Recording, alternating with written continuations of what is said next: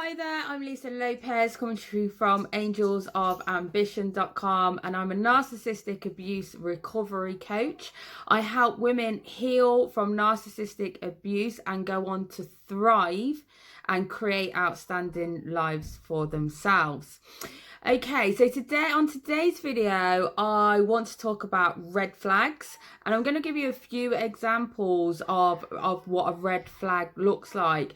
But before I do that, I just wanted to say that red flags in the beginning of a relationship, domestic violence doesn't look like domestic violence, okay? And if it did, then none of us would experience domestic violence in the first place, because we would be off, would be go, mate, you're not treating us like that, I'm out of here. So in the beginning, domestic violence is very, very subtle. It's done very subtly, and it can look like a partner is really caring about us, and oh my gosh, they must be really, really keen on us. And it can be quite flattering in the beginning of a relationship, and this is why we don't see them as red flags. So I'm here today just to raise your awareness that little bit more, and give you the signs of a couple of red flags. And there's loads of red flags, but I'll do more videos on red flags. But for today, to keep the video short and sweet, I'm just going to give you 4 examples of those red flags.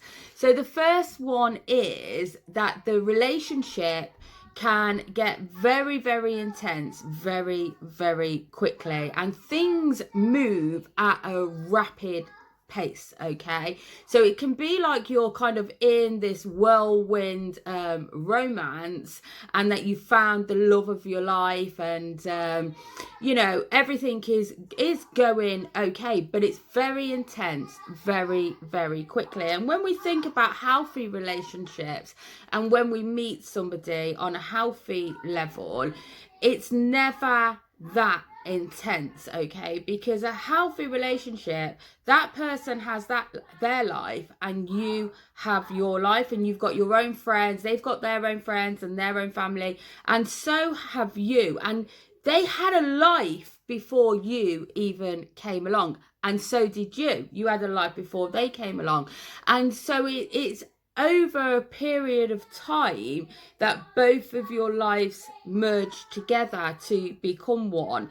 But in a abusive relationship, the abuser will get that relationship moving very, very quickly, and before you know it, you're probably moving in with them, and you're doing everything together very, very over a short period of time. Okay, so that's red flag number 1.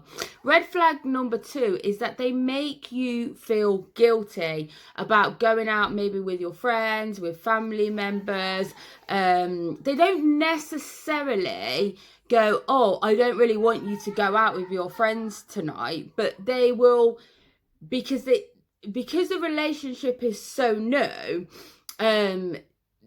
it would be odd, you would be like, well, why are you being like that? My friends were here before you came along. And so you'd notice that straight away. So they don't necessarily go, I don't like you going out with my friends. But what they do is make you feel guilty for doing that, okay? So they will let you go out with your friends, but later on they will cause a commotion, or they will be in a mood, okay, or their body language might change. Whatever it is, you will know that there's something wrong with that person, but they won't tell you directly it is because you went out with your friends, but they will act very differently around you. They might have a sad face, or it's very, very subtle the way that they do it. So whichever way they do it, you will have a sense of guilt that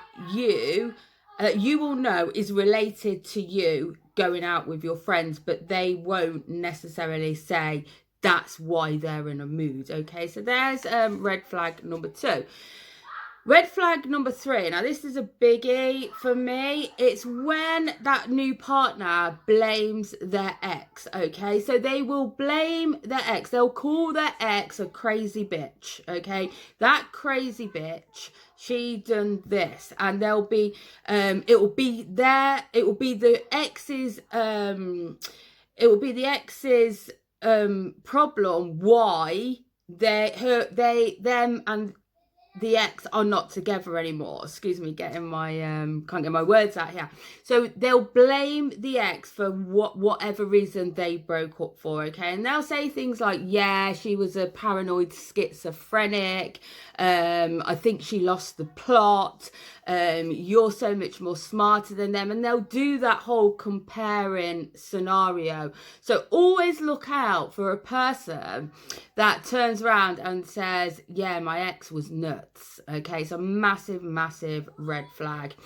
And the last one for tonight's video is they will discourage you. Okay, they'll keep discouraging you from seeing your friends and your family. Okay, so they'll probably be like, oh, just stay with me a little bit longer, you're gonna be with them for the next couple of days, you know, or they'll stop you from like going to work. Not necessarily stop you from going to work, but they will make you stay with them right up until the last moment that you can leave. So effectively your day then becomes behind, okay, and then you're having to go into work and give excuses as to why you're late. And they'll use things like, I'm gonna miss you, I'm not gonna see you for ages, just stay with me a little bit longer, oh, I love you. And it looks all very nice and rosy and genuine, like, well, yeah, I get it, I'm not gonna see them now for a couple of days. So you know, they're just holding on to that last bit of you before you can actually exit and get out of the house and get on with what your actual day holds. So there's 4 red flags for you to start with, and I hope it raised your awareness a little bit more on how domestic violence does not always look like domestic violence in the beginning. This is why we call them red flags. It's not obvious to the naked eye what a person ulterior motive is for further on down the line, but it's called like the trickle effect.